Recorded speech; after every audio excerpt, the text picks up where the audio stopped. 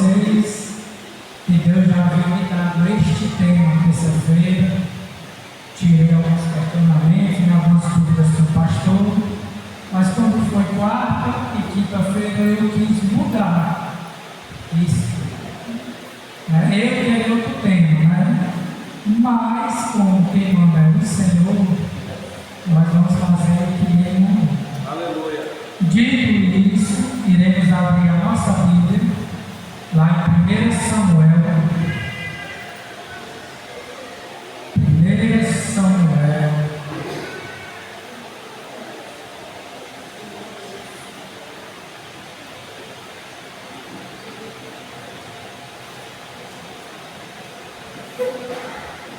1 Samuel. Capítulo 1.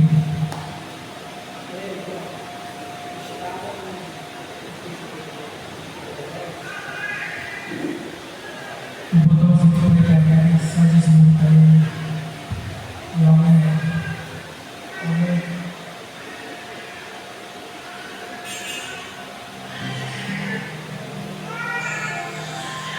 Primeiro Samuel, capítulo 1, a partir do versículo 9. Então Ana se levantou depois que comeram e beberam em Siló. E ele, o sacerdote, estava assentado numa cadeira, junto a um pilar do templo do Senhor. Ela, pois, com armadura de alma, orou ao Senhor e chorou abundantemente. E voltou o voo, dizendo: Senhor dos exércitos, se benignamente atentares para a aflição da tua serva, e de mim te lembrares, e da tua serva te não esqueceres, mas a tua serva deres um filho varão, ao Senhor o darei por todos os dias da sua vida, e sobre a sua cabeça não passará navalha. E sucedeu que, perseverando ela em orar perante o Senhor, ele fez a atenção à sua vida. Portanto, Ana, no seu coração falava, e só se moviam os seus lábios, porém não se ouvia a sua voz, pelo que ele a teve por embriagada. E disse-lhe ele: Até quando estarás tu embriagado? Aparta de ti o teu vinho. Porém Ana respondeu e disse: Não, Senhor meu, eu sou uma mulher atribulada de espírito, nem vinho, nem bebida forte tenho bebido, porém tenho derramado a minha alma perante o Senhor. Não tenhas, pois, a tua serva por filha de Belial, porque da multidão dos meus cuidados,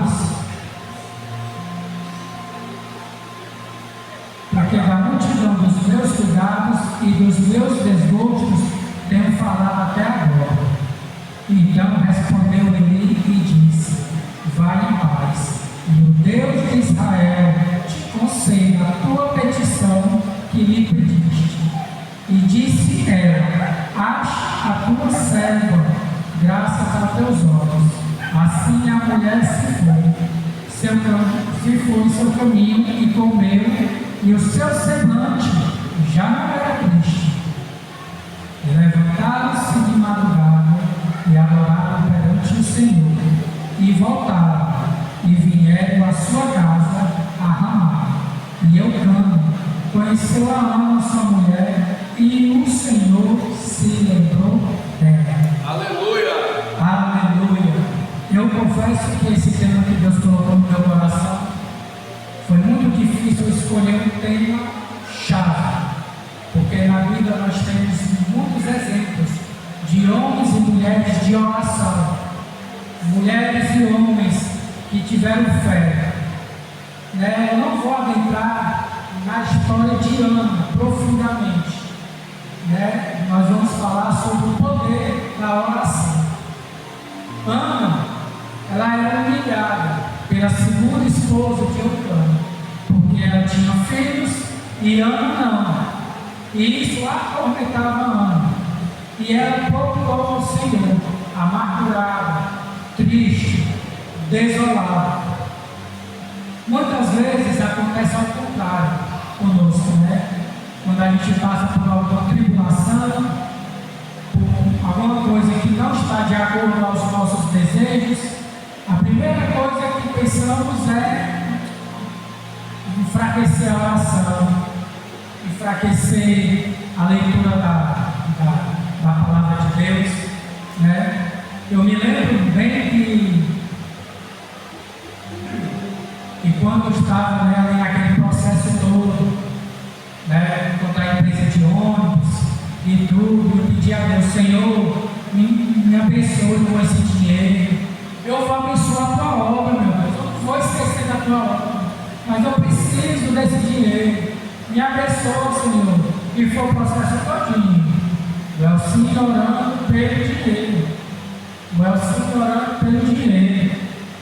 E ela orando: Senhor, eu preciso desse dinheiro. Senhor, eu preciso desse dinheiro. E muitas vezes a gente coloca o foco em uma coisa e Deus não quer o que a gente quer, muitas vezes, entendeu? E eu me lembro, né, que eu perdi o processo. E quando eu soube da notícia que eu perdi o processo, eu liguei para algumas pessoas. A primeira foi minha esposa, depois foi o pastor, indignado. Queria alguém que ficasse indignado junto comigo, porque Deus não tinha respondido a minha oração, que Deus não tinha atendido aquela minha petição, sabendo ele que eu estava necessitado daquilo. E falei com a minha esposa, falei com o meu pastor, falei com a minha mãe, falei com o meu pai, e todos eles diziam só uma palavra: meu querido, Deus sabe de todas as coisas. Pois bem, eu já tinha dado esse testemunho aqui, não irei me repetir.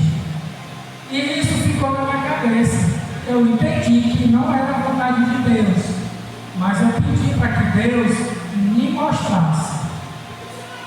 Na Bíblia, muitas vezes a gente pensa em desistir de uma oração pelo simples fato de ela não ter sido atendida na hora que a gente quer. Senhor, eu estou precisando disso aqui para ontem. Eu quero isso aqui para ontem. Fico imaginando Deus olhando essa cara. Se tu souber que é no meu tempo e não no teu, Jesus ensina e a orar. E que a oração é um caminho para nos aproximar de Deus. Aleluia! Como é que eu vou orar por uma coisa me aproximando de Deus, se muitas vezes aquilo ali vai me afastar de Deus? E Deus me fez lembrar de uma promessa que eu fiz aos meus amigos, na época que eu era do mundo, né, eu bebia, né, me drogava e tudo. Eu falei assim: olha, sair desse dinheiro, nem se preocupe, eu vou tirar R$1.000, vai ser uma noite regada de bebida e droga e todo tipo de tudo por minha conta. E essa foi a resposta de Deus, pois eu já estava na presença de Deus. E Deus ia fazer o que? Rapaz, se for isso aqui para esse rapaz, ele vai ter que cumprir o que prometeu, eu vou tirar ele da minha presença. Mas quer saber de uma coisa? Eu não vou abençoar, não. E hoje eu entendo que aquele dinheiro ali podia ter me trazido muitos benefícios, mas ele iria me tirar da presença de Deus. Porque, meu amigo, uma coisa é certa, a Bíblia mesmo diz: fugir da presença do inimigo.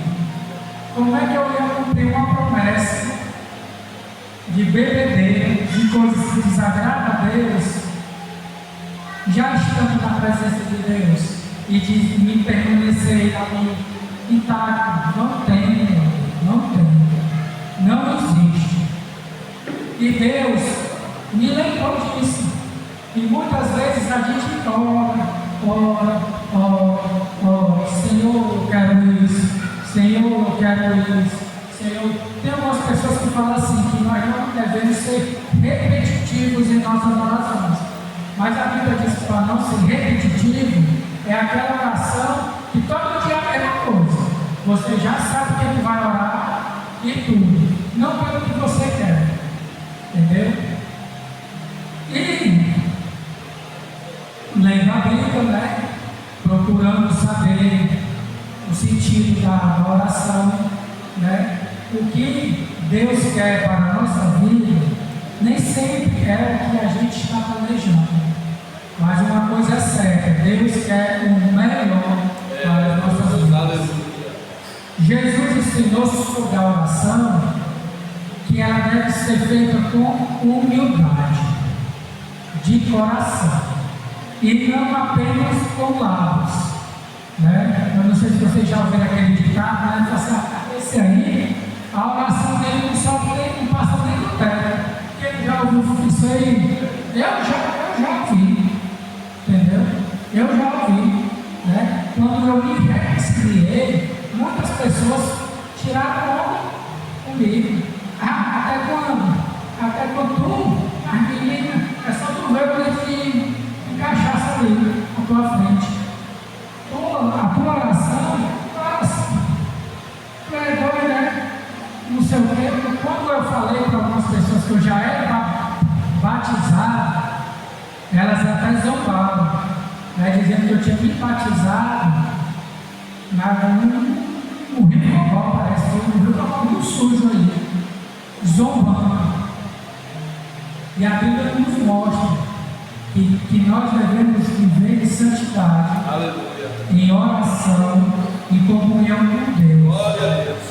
Né? Devemos confiar na bondade de Deus. Devemos orar com sinceridade pelas coisas de que necessitamos. Devemos orar. Jesus disse: vai para o teu quarto, tranca a porta e te ajoelha. Não precisa sentar na frente de ninguém e fazer rapaz, aqui é de oração. Eu só vejo essa pessoa de joelho. Eu só vejo essa pessoa orando. Não. A tua intimidade com Deus só diz respeito a você e a Ele. Devemos saber pedir. Como pedir? Em Tiago, a Bíblia nos fala que devemos saber o que pedir a Deus. E Ana, ela foi bastante firme. Ela sabia: Senhor, me abençoe com o filho varão, e eu darei ele a ti todos os dias da sua vida. Aleluia. Me lembra Abraão, quando Deus abençoou Abraão com Isaac, Deus disse: ó, quando o menino fizer 12 anos, tu sobe lá no monte lá e dedica ele a mim. Certo, Senhor. E assim Abraão fez, como todos sabem da história, né? E Isaac não foi sacrificado.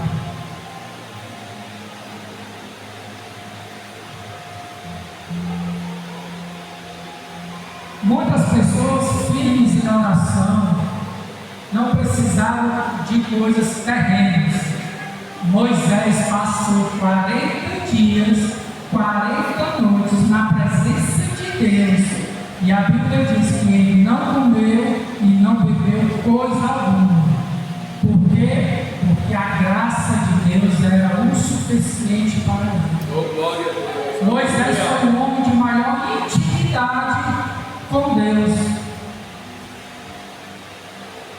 Outro que orava, que jejuou durante 40 dias, 40 noites, Elias, Deus enviou Elias para uma tarefa. A vida de crente ela não é fácil. Né? Qual era a tarefa de Elias? Era relatar a desobediência de Acabe, do rei Acabe. Né? O rei Acabe, ele era idólatra. Né? Quem mandava ali na realidade, né? Era a Jezabel, né? E o Elias, a missão de Elias foi o que? Foi denunciar a idolatria, as injustiças sociais do rei Acabe. E também ele constituiu Jeú como novo rei. Mas Elias passou por um bocado. Elias ficou escondido em uma caverna, porque foi jurado de morte. E Deus enviava os anjos, os pombos, para servir. E de manhã o anjo dizia: Elias, te levanta e vai. Elias desafiou 450 profetas de Baal num deserto. Todos os profetas foram humilhados quando ele fez cair fogo do céu. Aleluia. Em uma oração. Outro homem tremendo. Esse aqui, ele é Eliseu. Rapaz, Eliseu, ele foi tremendo. Né? Eliseu, na época, o rei da Síria queria atacar Israel. E o rei da Síria falava assim: ó, eu vou estar aqui acampado em tal lugar e tudo. E Deus avisava a Eliseu, e Eliseu mandava avisar ao rei de Israel: ó, não passa ali, porque o rei da Síria vai estar lá. Então tu evita de tu pegar e ir andar ali. Pois bem, e o rei da Síria, ele descobriu, né, o porquê, quem era que estava traindo ele. Que tinha alguém traindo ele, tinha certeza e tudo. O servo dele disse: não, ninguém aqui está te traindo, não. É porque existe um homem que sabe até do que tu faz antes de tu dormir, do que tu planeja, do que tu fala, e conta tudo para Israel. Foi o que o rei da Síria disse: vamos buscar esse rapaz agora. Vamos buscar esse rapaz agora. Aleluia. Deixa eu só ver aqui.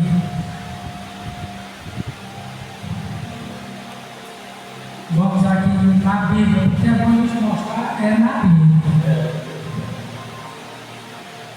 Lá em 2 Reis 6, o exército da Síria estava cercado, já todos se cercaram. O servo de Eliseu saiu. Quando ele saiu, a porta viu todo o exército ali, voltou desesperado. Falou assim: meu senhor, o negócio aqui está feio. E Eliseu, o que foi? Rapaz, tem um exército lá fora. Eliseu: rapaz, tu está preocupado? Estou. É muita gente, só é eu e o senhor aqui. Aí a Bíblia mostra aqui. Vamos a partir do versículo 14. 2 Reis 6,14. Então enviou para lá cavalos e carros, e um grande exército, os quais vieram de noite e cercaram a cidade. E o moço do homem de Deus se levantou muito cedo e saiu. E um exército tinha cercado a cidade com cavalos e carros. Então o moço lhe disse: ai, meu senhor, o que faremos? E ele disse: não temas, porque mais são os que estão conosco do que os que estão com eles. E orou Eliseu e disse: Senhor, peço-te que lhe abram os olhos, para que veja. E o Senhor abriu os olhos do moço, e ele viu, eis que o monte estava cheio de cavalos e carros de fogo em redor de Eliseu. Oh, glória a Deus! Eu fui procurar o que significava, né, os carros e cavalos de fogo.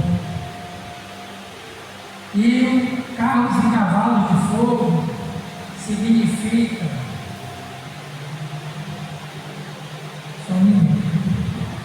significam uma conexão direta com o divino, algo transcendente às limitações e vaidades terrenas.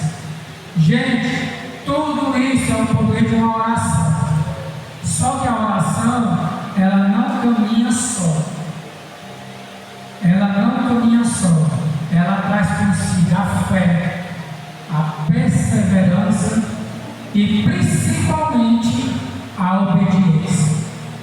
Se esses homens e essas mulheres não tivessem tido obediência a Deus, nada disso não haveria acontecido. Eu me lembro que, né, uma vez eu postei nos meus status, né, que falei assim: Senhor, me dá a paciência de Jó, porque se tu me der a força de Sansão, eu vou matar o outro. Aí eu me lembro imediatamente da camisada, ela falou para mim, desse jeito assim.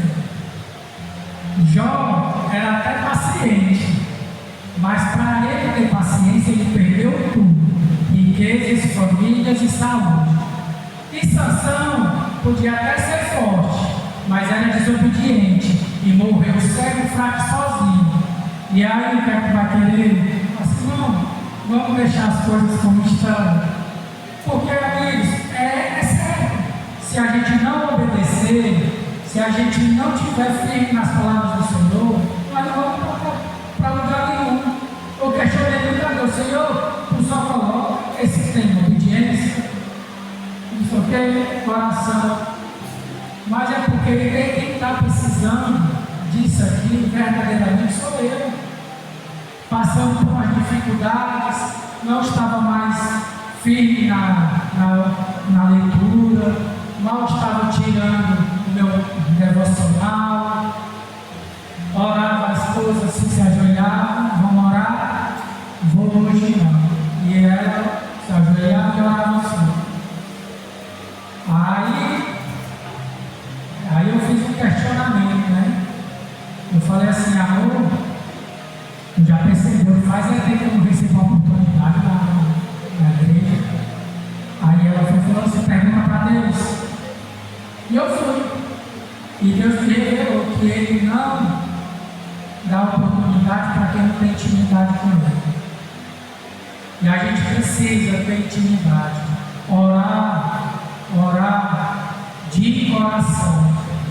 Ter sinceridade. Ana, ela foi perseverante na oração. Ela foi sincera e constante.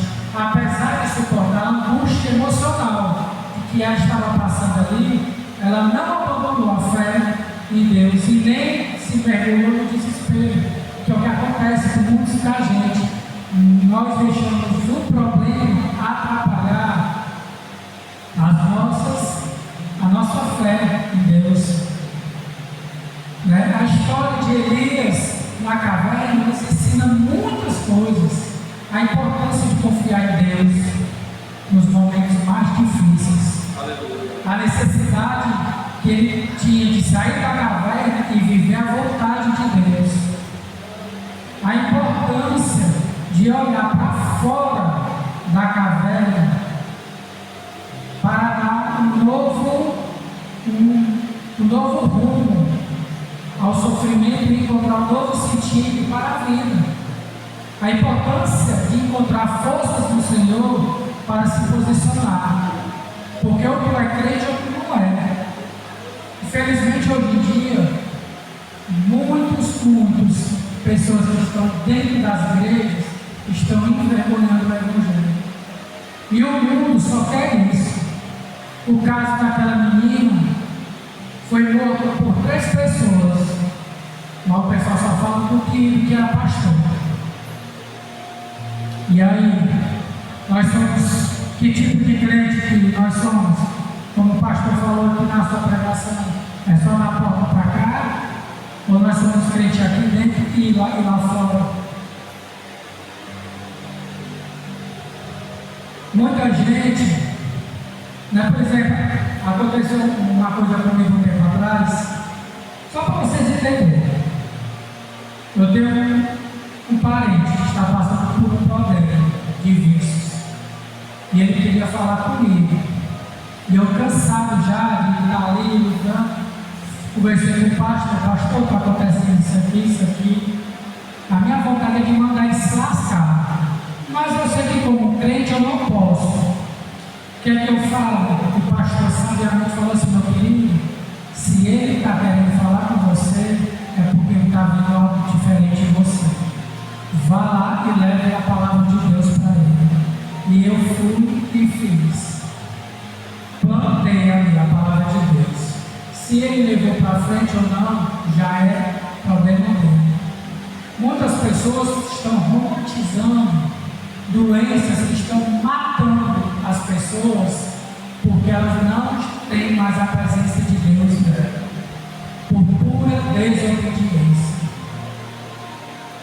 desobediência tirou a vida de Nadab e Abiú. E Deus ficou tão irado que mandou Moisés falar para o diga para Arão que ele não fique nem emocionado, que ele estava junto. Ele não fique nem emocionado pela ira de Deus, de tamanha desobediência. Saul pensou, porque era ungido e era rei, podia fazer o que queria. Ele continuou rei, mas Deus retirou o Espírito Santo dele e mandou imediatamente para Davi. E Deus enviou o que? Para Saul um espírito perturbador. Quantas e quantas chances Saul teve que Deus mandava para Samuel, vai lá Saul de novo, e Samuel ia lá. Mas Saul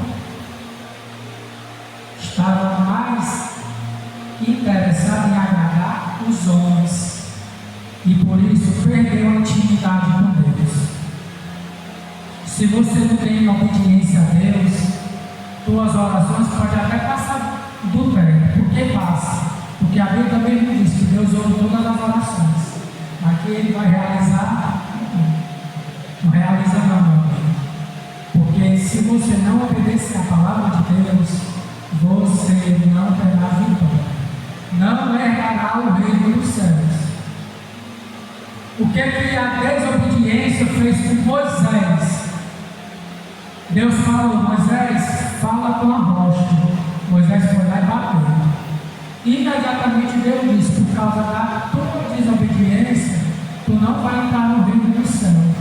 Gente, porque a gente fala assim, rapaz, mas só por causa disso, em vez dele falar, ele bateu.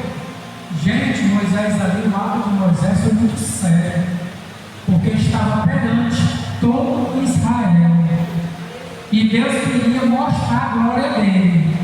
E Moisés era prometido: assim diz o Senhor, rocha, jogue água. E o povo ia ver a glória de Deus. Aleluia. Mas Moisés, ali indignado com aquela multidão, atormentando, aquela multidão, perturbando, foi lá e bateu. Foi um homem de maior intimidade com Deus. Desde o momento que Deus apareceu em meio à sarça ardente, Moisés fez tudo que ele pediu. Mas uma desobediência, por causa de desobediência e murmurações, uma geração inteira ficou no deserto e não entrou na terra prometida. Eu vi um noticiário esses dias que o Whindersson Nunes está internado, pediu para se internar, depressivo, ansiedade. Eu estou para ser processado na internet. Aí eu coloquei assim: tudo isso aí é falta da presença de Deus. Aí uma pessoa foi responder assim: pare de julgar, ore por ele. Eu não estou julgando não, estou falando a verdade, é porque hoje em dia vocês estão muito bobões. Hoje em dia ninguém pode dizer nada para ninguém não. Hoje em dia o negócio está escancarado. Está escancarado. É presbítero pecando, é pastor pecando, menina, é uma escolhambação. Todo mundo levando o nome de Cristo para lá. O pessoal fala logo: igreja evangélica nenhum presta. Conheço um ali que empresta dinheiro e para não pagar e vai lá e ameaça. Crente agiota, crente fofoqueiro. Tudo isso o pessoal está levando o nome de Deus para lá. Igrejas milionárias batizando rap, homossexual, trans, LGBT, ABCD. Gente, não é assim não. Tem um rapper que eu esqueci dele, que ele fez até uma série muito boa, que ele aceitou Jesus, renunciou à música do mundano, está pagando uma fortuna de contratos que ele quebrou, porque ele decidiu seguir a Jesus. Isso aí é maravilhoso.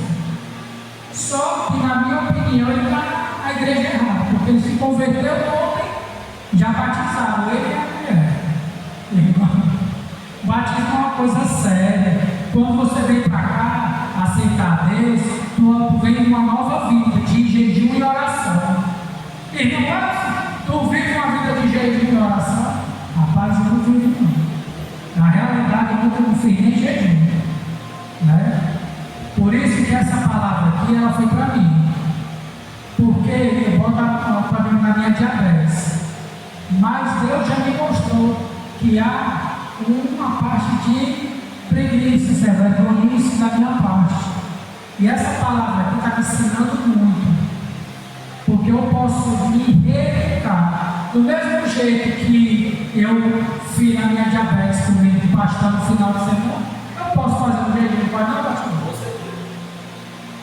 Então a gente tem que ter comunhão com Deus, ter sabedoria de aceitar o não de Deus. Quem aqui já levou o não do que estava pedindo?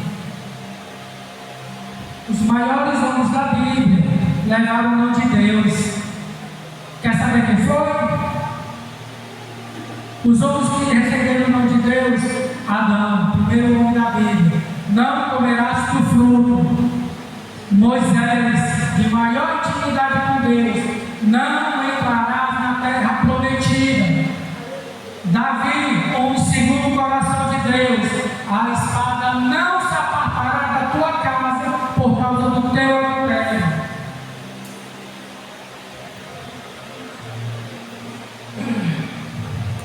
Deus disse não para o homem mais paciente do Antigo Testamento: Jó, não vou falar com você enquanto a prova não acabar. Jó, Deus disse para o homem que mais plantou igreja no Antigo Testamento, Paulo: não vou tirar o espinho. Deus disse para Jesus: não vou apartar de ti este cálice. O não de Deus é necessário para forjar o nosso caráter. José passou o que passou sem merecer, levou o não de Deus durante anos. Não vou te tirar daí agora, não vou te tirar daqui, não vou te tirar, não vou te tirar. Mas no dia que tirou, ele se tornou o segundo homem mais importante do mundo. Glória a Deus. Na Bíblia nós vamos ver histórias de homens e mulheres de fé e obediência que se voltaram para Deus, momentos de necessidade, através da oração, testemunharam milagres extraordinários. Está na hora da gente começar a vivenciar esse milagre. Aleluia. Entendeu? Isso aqui foi um tapa na minha cara, por isso que eu relutei tanto. Rapaz, eu vou mudar isso aqui. E Deus falando assim: você não vai não, porque tu vai aprendendo e seja na marra. Entendeu? Porque se uma pregação não serve para nós, primeiro ela tem que ser para a gente. Entendeu? Primeiro ela tem que ser para a gente. Entendeu? Se você não tiver comunhão com Deus, não é abençoado. Tem muita menininha aí, menininho, que posta na internet: eu sou blindado por Deus, eu sou blindado por Deus. Deus não brinda quem não obedece a Ele, não, quem não tem comunhão com Ele, não.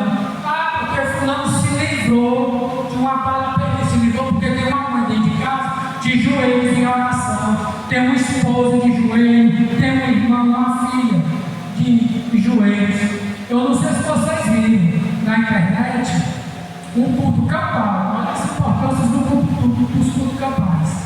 Uma mulher parou, uma jovem, profetizou: olha, tu sai dessa vida porque tem uma sepultura aberta para ti, e só vai ser fechada se tu sair dessa vida. E a jovem decidiu continuar. Na mesma noite, ela foi morta. Na mesma noite, ela foi morta. Pessoas querem Deus, mas não querem ter compromisso com Ele. Pessoas querem a bênção de Deus, mas não querem se ajoelhar para conversar com o papai. Pessoas querem Deus, mas não querem, né, pastor?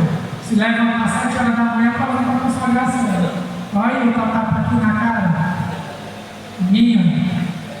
Mandei que pessoas querem Deus, mas na hora do louvor não abre a boca. E Jesus quando orava, ele orava a Deus com louvores, adoração. Temos aqui, podia passar a noite toda falando de homens de fé, de oração. Noite toda falando. Vamos aprender a ter o nome de Deus. Senhor, está doendo. Eu prefiro te ferir do que te perder. Mas, Senhor, o espinho machuca. Mas você está de joelhos. É assim que estou te mantendo na minha presença. E como eu vou suportar? A minha graça te basta. Entra no teu quarto, se humilha, faz que nem Davi. Bora lá, uma Bíblia, eu gosto de ler a Bíblia. Salmo 51 é uma oração de Davi para Deus. Tem misericórdia de mim, Deus, segundo a tua benignidade. Apaga as minhas transgressões, segundo a multidão das tuas misericórdias. Lava-me completamente da minha iniquidade e purifica-me do meu pecado, porque eu conheço as minhas transgressões e o meu pecado está sempre diante de mim. Contra ti somente pequei e fiz que aos teus olhos é mal, para que sejais justificado quando falares, é puro quando julgares. Eis que em iniquidade fui formado, e em pecado me concedeu minha mão. Eis que amas a verdade no íntimo, e no oculto me fazes conhecer a sabedoria. Purifica-me com hisopo, e ficarei puro. Lava-me, ficarei mais alvo do que a neve. Faz-me ouvir júbilo e alegria, para que goze os ossos que tu quebrastes. Esconda a tua face dos meus pecados e apaga todas as minhas iniquidades. Cria em mim, ó Deus, um coração puro e renova em mim um espírito reto. Não me lances fora da tua presença, nem não retires de mim o teu Espírito Santo. Toma-me e dá-me a alegria da tua salvação e sustenta-me com um espírito voluntário. Então ensinarei aos transgressores os teus caminhos, e os pecadores a ti se converterão. Livra-me dos crimes de sangue, ó Deus, Deus da minha salvação. A minha língua louvará altamente a tua justiça. Abre, Senhor, os meus lábios, e a minha boca entoará o teu louvor. Porque te não comprases em sacrifícios, senão eu os daria. Tu não te deleitas em holocaustos. Os sacrifícios para Deus são o espírito quebrantado. A um coração quebrantado, contrito, não desprezarás, ó Deus. Abençoa Sião, segundo a tua boa vontade. Edifica os muros de Jerusalém. Então te agradarás de sacrifício de justiça, dos holocaustos e das ofertas queimadas. Então se oferecerão novilhos sobre o teu altar. Isso aqui é um desespero de Davi pedindo perdão. A diferença de Saul para Davi é que Davi estava disposto a perder tudo, menos a presença de Deus. Saul preferiu o trono do que a presença de Deus. Aí é que está. Saul reinou, mas sem a presença de Deus. E Davi teve a presença de Deus e reconheceu o seu íntimo, o seu pecado. Pecamos, erramos e Deus perdoa, mas não se esqueça que nós iremos arcar com as consequências de nossos atos. E eu aqui agradeço a oportunidade. Amém? Aleluia, Deus.